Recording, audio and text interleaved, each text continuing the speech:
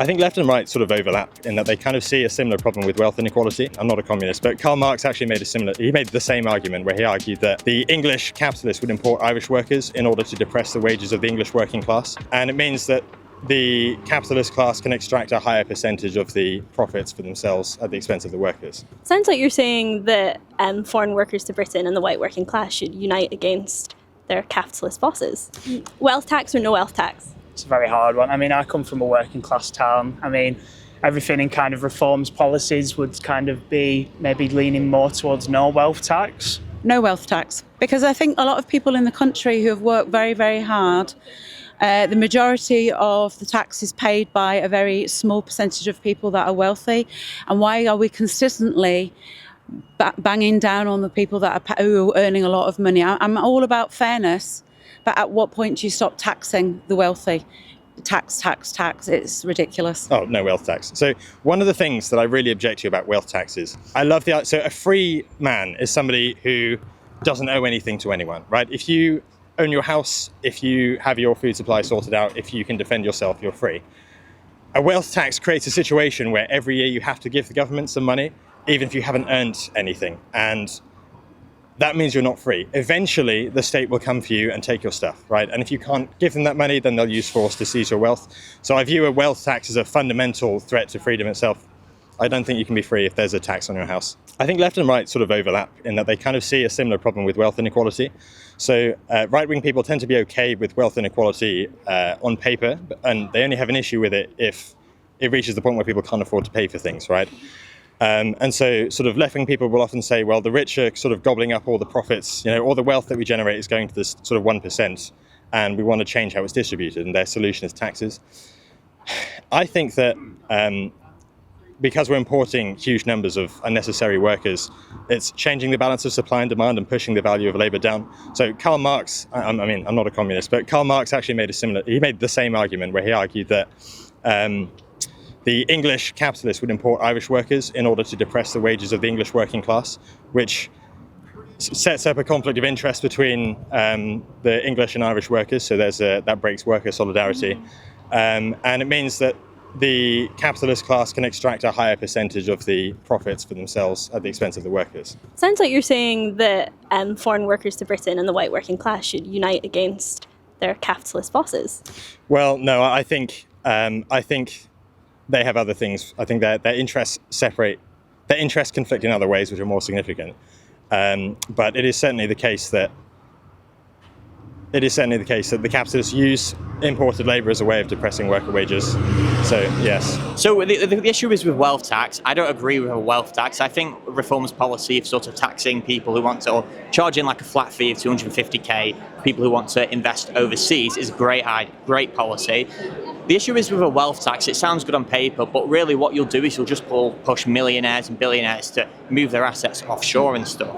And it discourages people from investing into the UK, which is what we crucially need. The more investment we get from millionaires and billionaires, the more we can relieve tax on the working class. Because the truth is, whether you like it or not, the richest in the society pay the most tax. But I think also the party has some positive messages to do with tax. I really like the idea of increasing the tax threshold to £20,000 a year, and I think it's those sorts of less conspicuous facets of the party and policies of the party that go unnoticed, and I think that those should be looked into more by more people, and I think that will attract more people to the party. You need wealth creators in order to have employment and successful businesses in this country, and if we drive them away, then there will be fewer opportunities for other people to progress as well. So for me, if the wealth tax was possible, I'm at a stage in my politics where I would actually support it, because I think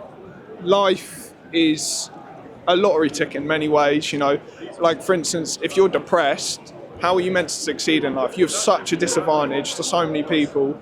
If you've gone to private school, if you don't have parents who love you, like I was blessed, I didn't grow up rich, but my parents loved me. And the difference that has on your life is unbelievable. Like life is all about, I'm a Christian, it's all about love, It always strips back to love, Why are you egotistical? Why are you insecure? Why are you flaunting your wealth? It's because you don't feel loved or you want to be loved. And some people don't have love. They have no one looking out for them.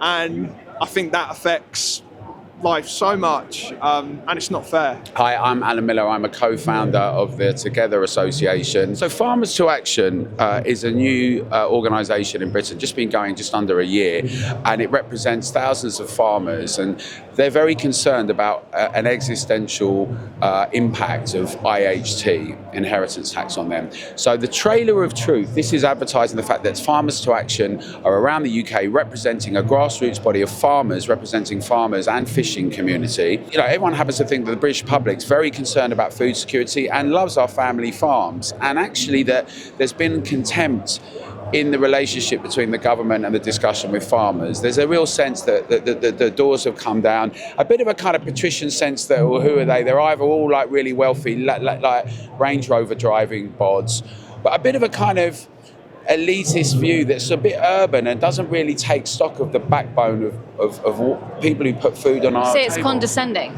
I think it's very condescending. I think they're not cash rich. I think what they are is they have assets that are buildings. A combine harvester might cost $250,000 or more, 500 grand. As soon as you start having some outhouses with real estate prices now increasing, it looks like on paper there's a lot of asset value. But if you have to dispense with that when someone dies, then £1 million or £3 million is not that much. What it actually does as well, people have already started shutting down or going out, saying we just can't continue. Now, I know some people say, well, you can set up trusts and you can do these little loopholes, but farmers are out farming. Right? Every morning they're grafting hard, and I know that Jeremy Clarkson's got a lot of attention, and he's done his own show, and I think it's fantastic because the British public got to see some of the trials and tribulations. But Jeremy Clarkson as an individual is not representative of the normal farmer in Britain. Many of them, some of them are tenanted farmers, some of them lease some and own some assets. And so when people say, well, you know, everyone should pay their inheritance, I mean, there's a big question about anyone paying inheritance tax. You pay income tax, you pay capital gains tax. Now we're going to see more property tax. We see corporation taxes. We see a lot of taxes. Some people think it's a bit of taxation without real representation because lots of money gets spent on all sorts of things. But this is a bit of a death tax. Wealth tax is driving away wealthy people. Without wealthy people, there is nothing for people in the country, and then the poor people who are left have to pay more tax. Tax is important, but it shouldn't be blown out of the water. You need rich people in this country to pay tax, because if they go, then massive lot of tax gets cut from us, and then we have to pay more. And also, they usually run businesses; they pay us to work, right? It's a no-brainer.